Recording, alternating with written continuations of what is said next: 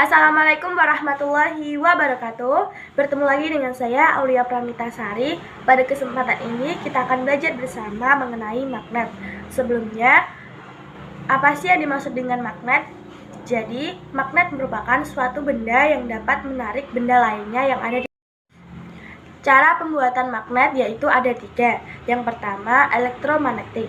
Elektromagnetik merupakan alternatif dalam membuat magnet dengan cara mengaliri dengan arus listrik.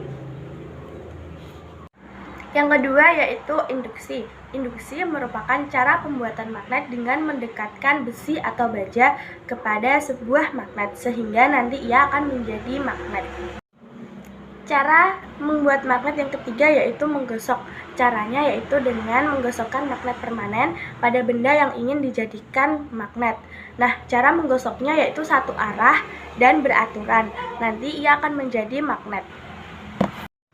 Nah, selanjutnya yaitu ada sebuah video referensi bagaimana cara membuat magnet.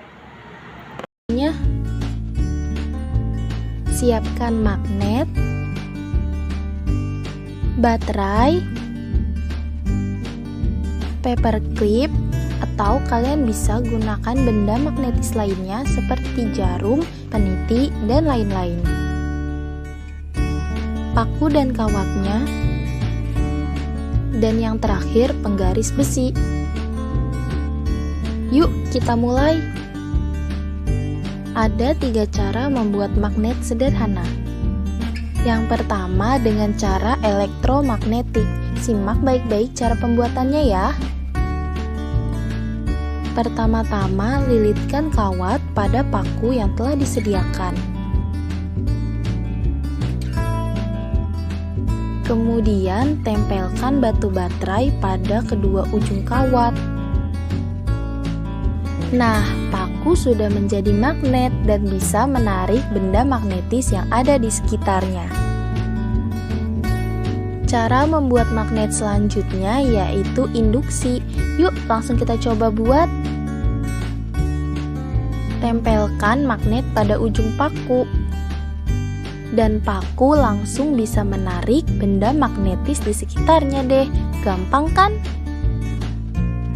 Cara membuat magnet yang terakhir yaitu menggosok. Yuk kita praktikkan.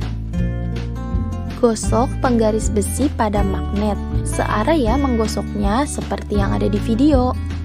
Kemudian penggaris besi sudah bisa menarik benda magnetis yang ada di sekitarnya deh.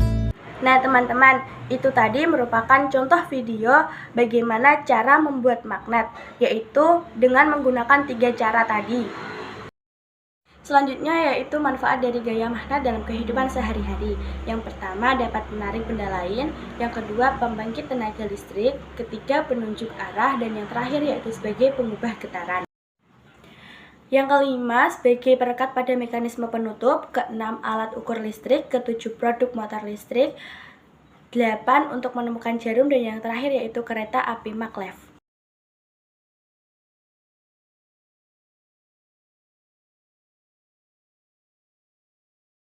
Yang pertama yaitu pintu lemari es. Pada bagian pintu lemari es telah dipasangi magnet, sehingga dapat tertutup dengan rapat.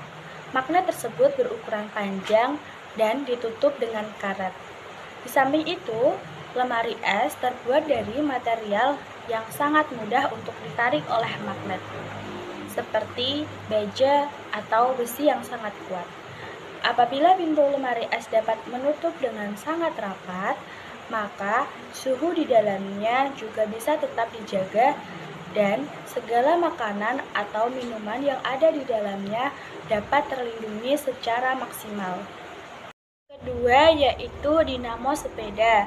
Magnet memiliki peran di dalam dinamo sepeda, yaitu saat menghasilkan energi listrik untuk bisa menyalakan lampu sepeda pada malam hari. Roda sepeda yang bergerak akan menggerakkan kepala dinamo. Sementara itu, di dalam dinamo terdapat magnet yang akan berputar di dalam kumparan tetap. Getaran dari gesekan antara roda sepeda dengan magnet akan menghasilkan medan elektromagnetik yang secara perlahan akan menjadi energi listrik. Dengan demikian, listrik dapat dihasilkan ketiga, yaitu mikrofon. Pada mikrofon, energi suara diubah menjadi energi listrik. Gelombang suara melewati diafragma, sebagian-bagian utama dalam mikrofon. Membran plastik tipis di dalamnya akan bergetar sesuai dengan gelombang suara yang masuk, termasuk bagian dari voice coil di belakangnya. Di dalam voice coil terdapat kumparan yang melingkari magnet permanen. Tempat gelombang bergesekan dengan medan magnet sehingga menimbulkan energi listrik di dalam magnet.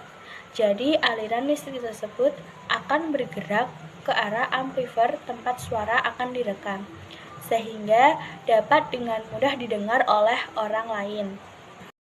Keempat, yaitu alat pengangkat besi. Kini, alat pengangkat besi sudah dirancang dengan sedemikian rupa untuk memilah material dari logam dan non-logam.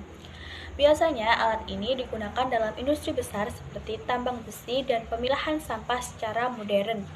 Pemilahan dapat memudahkan kerja dari industri itu sendiri, sedangkan pada pembuangan sampah modern dapat memudahkan proses dari daur ulang sendiri. Nah, alat pengangkat besi ini menggunakan besi yang dililit dengan kumparan yang sangat tebal. Dan saat dialiri listrik, kumparan tersebut akan memunculkan medan magnet pada besi sehingga mampu mengangkat material logam besar dan sebaliknya. 5. Pengeras suara.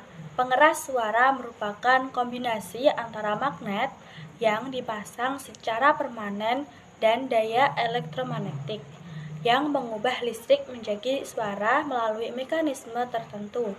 Pengeras suara akan membangkitkan medan elektromagnetik dengan kumparan voice coil dan berinteraksi dengan cone di dalam magnetik. Aliran listrik di dalam voice coil akan membuat medan magnet berubah arah dan menyebabkan pergerakan tarik dan lepas listrik yang sangat cepat. Jadi, saat cone magnet bergerak maju mundur, maka suara tersebut. Keenam, yaitu bel listrik. Ketika bel listrik ditekan, maka akan mendapatkan aliran listrik di dalamnya. Aliran tersebut akan mengalirkan energi elektromagnetik di dalam interruptor. Interruptor ini akan menarik pemukul sehingga bisa berbunyi. Namun, jika bel dilepaskan, maka tidak ada daya pada interruptor sehingga bel pun akan mati. Proses tersebut akan berlangsung sampai bel mati, terutama pada bel yang menghasilkan lagu jika ditekan, dengan mekanisme tertentu.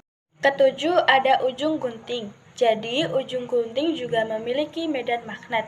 Nah, magnet ini berfungsi untuk memudahkan pemotongan dan digunakan untuk mengambil benda-benda kecil, seperti jarum. Biasanya, gunting yang bermagnet ini digunakan untuk industri tekstil.